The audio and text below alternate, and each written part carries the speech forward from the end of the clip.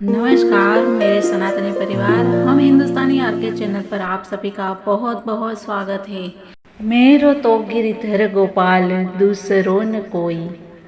भक्त मीराबाई एक ऐसी संत जिन्होंने सभी के हृदय में स्थान बना लिया है।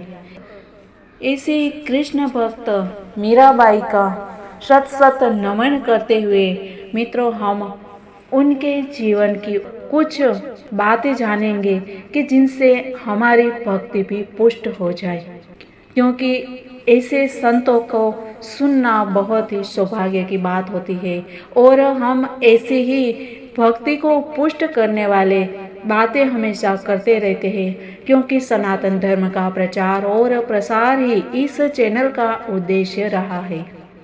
हम हमेशा ही कहते हैं कि सनातन ही सत्य है, हिंदुत्व ही पहचान है।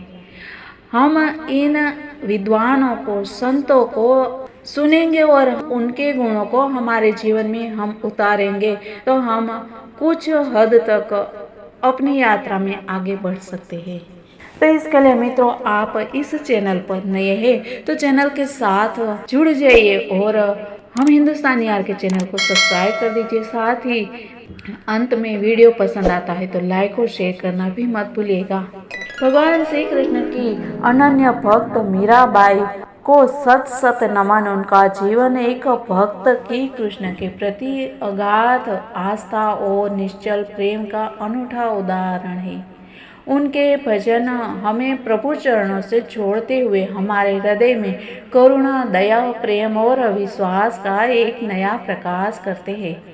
उनकी स्मृतियों को विनम्र नमन। भक्त शिरोमणि मीराबाई जोधपुर के संस्थापक राव जोधा जी की प्रपौत्री, जोधपुर नरेश राजा रत्न सिंह की पुत्री और भगवान कृष्ण के प्रेम में दीवानी ऐसी मीराबाई का जन्म राजस्थान के चौकड़ी नामक ग्राम में सन 1498 में ईस्वीसन में हुआ था। बचपन में ही माता पिता का निधन हो जाने के कारण ये अपने पितामह राव दुदाजी के पास रहती थी और प्रारंभिक शिक्षा भी उन्हीं के पास रहकर प्राप्त की थी। राव दुदाजी बड़े ही धार्मिक एवं उदार प्रवृत्ति के थे, जिनका प्रभाव मीराबाई के जीवन पर पूर्ण रूपेण पड़ा था। 8 वर्ष की मीरा ने कब श्री कृष्ण को पति रूप में स्वीकार कर लिया, यह बात जानना बहुत ही मुश्किल है। इनका विवाह चित्तौड़ के महाराजा राणा सांगा के ज्येष्ठ पुत्र भोजराज के साथ हुआ था और फिर आगे उनके जीवन में क्या क्या घटनाएं घटती है, ये सब हम जानने वाले हैं। मीराबाई के काव्य का मुख्य स्वर कृष्ण भक्ति है। इनके काव्य में इनके हृदय की सरलता तथा निश्चलता स्पष्ट रूप से प्रकट होती है। इनकी भक्ति साधना ही इनकी काव्य साधना है। दाम्पत्य प्रेम के रूप में व्यक्त इनके संपूर्ण काव्य में इनके हृदय के मधुर भाव गीत बनकर बाहर उमड़ पड़े हैं। विरह की स्थिति में इनके वेदनापूर्ण गीत अत्यंत हृदय स्पर्शी बन पड़े हैं। इनका प्रत्येक पद सच्चे प्रेम के भरे पूरे हैं, भाव विभोर होकर गाए गए तथा प्रेम एवं भक्ति से ओतप्रोत इनके गीत आज भी तन्मय होकर गाए जाते हैं। नहीं ऐसा जन्म बार बार, ये जन्म तुझे बार बार मिलने वाला नहीं है, ये अनमोल जन्म है। मीरा कहती है, का जानो कुछ पुण्य है प्रगटे मानस का अवतार। मीरा कहती है, न जाने किस पुण्य के कारण यह मनुष्य जन्म मिला है।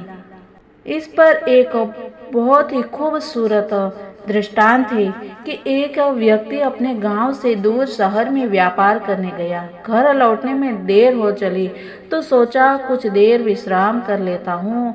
वो एक नदी के किनारे बैठ गया। जंगली जानवरों के भय के कारण से सो भी नहीं पाए और नींद को दूर भगाने का उपाय करने के लिए कुछ सोचने लगा। इधर उधर देखा तो एक हाथ में थैली आई। अंधेरे में टटोला तो लगा कि किसी बच्चे ने पत्थर चुन चुन कर इसमें डाले हैं और यह थैली यहाँ छोड़ दी है। उसने अंधेरे में ही थैली का मुंह खोला और एक के बाद एक पत्थर और नदी सामने थी। दूर नदी में निशाना बांध के पत्थर फेंकता रहा। दूर पत्थर फेंका और नदी में पत्थर के गिरने की आवाज को वह सुनता। यूं वह अपनी रात बिताने लगा। रात बीतती गई और वह पत्थर उसमें फेंकता रहा। आखिर पत्थर हाथ में था। अभी निशाना बांध के फेंकने ही लगा था कि सूर्य की रोशनी में उस पत्थर की चमक नजर आई। गौर से देखा और माथा पीट लिया। अरे यह तो पत्थर समझकर रात भर नदी में फेंकता रहा। वह पत्थर नहीं बल्कि वो हीरा था। सोचकर वो पागल सा होने लगा और फिर वो सोचने लगा कि कोई व्यापारी इधर से गुजरा होगा जिसकी थैली यहाँ गिर गई होगी और उसके हाथ से यह खजाना लगा। पर अंधकार के कारण उन चमचमाते हीरो को पत्थर समझ के नदी में फेंकता गया। आखिर ये पत्थर हाथ में और समझ आ गया कि ये पत्थर नहीं हीरा है, बहुमूल्य हीरे। संभाल लिया, पर अफसोस दिल में बड़ा आया कि अगर उन सबको भी मैं पहचान लेता तो फिर मेरे जैसा धनी कौन होता।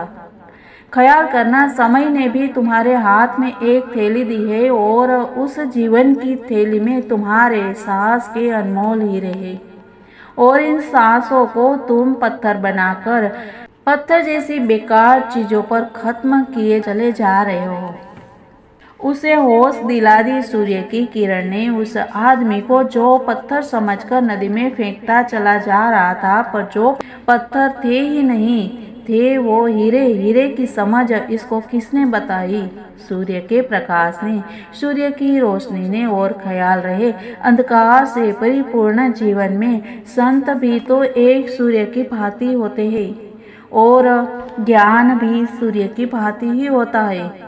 एक संत अपनी ज्ञान की किरणों से तुम्हें यह बताता है कि जिस जीवन को तुम इतना आसार किए चले जा रहे हो, यह जीवन कितना अनमोल है। सूर्य सब का है। ऐसे ही हमें संत विद्वान महापुरुष मिलते हैं, उनका जीवन चरित्र समझने को मिलता है, तो यह मौका कभी भी गंवाना नहीं चाहिए, क्योंकि संत का जीवन ही पथ दर्शक बनता है। जैसे सूर्य की किरणों से उस इंसान को पता चला कि यह हीरा है, वैसे ही संत के विद्वानों के जीवन से हमें पता चलता है कि हमारा जीवन है वो बहुमूल्य है, इसको यूं गंवाना नहीं चाहिए। सूर्य सभी के लिए है, सभी के जीवन को वो प्रकाश देता है। आकाश में सूर्य आता है तो चाहे कोई ब्राह्मण, क्षत्रिय, शूद्र या वैश्य हो, सभी को रोशनी देता है, सभी को प्रकाश देता है। अगर सूर्य न हो तो हम में से कोई भी जिंदा नहीं रह सकता है। यहाँ तक कि पेड़ पौधे भी नहीं जिंदा रहते हैं, वो भी मुरझा जाते हैं। अगर सूर्य कुछ दिन रोशनी न डाले तो हम सबका जीवन ठंडा हो जाएगा। सूर्य की रोशनी के कारण ही चंद्रमा में रस है, चंद्रमा में रोशनी है। चंद्रमा के रस और रोशनी के कारण ही हमारी सारी वनस्पतियां फलती फूलती है। जितने पेड़ पौधे हैं, इन सब वनस्पति का विकास चंद्रमा की रोशनी से होता है। जो हम सुंदर बाग बगीचों में फूल पत्ते देखते हैं, यह भी कृपा सूर्य की ही है। सूर्य ने अपनी किरणों से सब कुछ दिया है। तो हमें ऐसे संतों की शरण में हमेशा ही रहना चाहिए, हमेशा ही उनके आचरणों का अनुसरण करना चाहिए। तभी हम अपने जीवन को गंगा की तरह पवित्र बना सकते हैं। मित्रों, आगे हम देखेंगे कल। तब तक के लिए सबको जय हिंद, वंदे मातरम। भारत माता की जय, सनातन धर्म की जय।